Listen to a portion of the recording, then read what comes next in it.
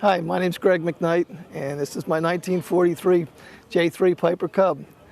My dad flew this airplane in 1946, and I found this airplane in 1999 in pieces in the second floor of a barn.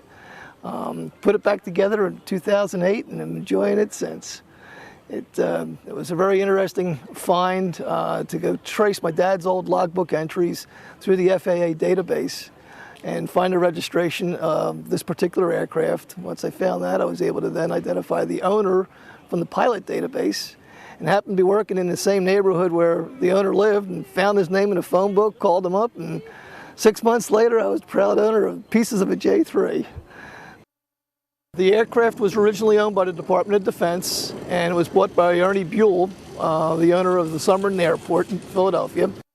The aircraft stayed in the southeastern Pennsylvania area for all its entire life, and ended up going up to the second floor of a barn in New Jersey, just outside of Philadelphia, in the 70s, about 73. And it stayed there until I found it in 99, so it sat idle for a bunch of years. I ended up coming here to Sentimental Journey and talking with Clyde Smith, and I brought my fuselage identification number and found out that that was actually a glider fuselage number. And from that, we were able to then go talk to the folks in the museum. And when looking at the uniqueness of the square windows on the back rather than the round-shaped rear windows, we were able to identify that this fuselage was originally a glider.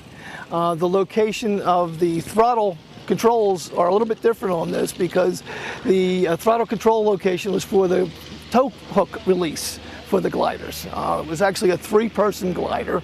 The front engine part where the engine is lopped off, and there was a third seat that was sitting up front there.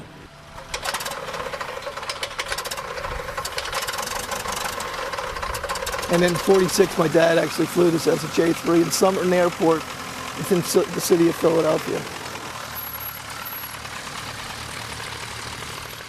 62 years to the date that my dad flew in July 7, '46. I flew this plane around the pattern at Quakertown just to be able to mark the same date that he flew it 62 years later.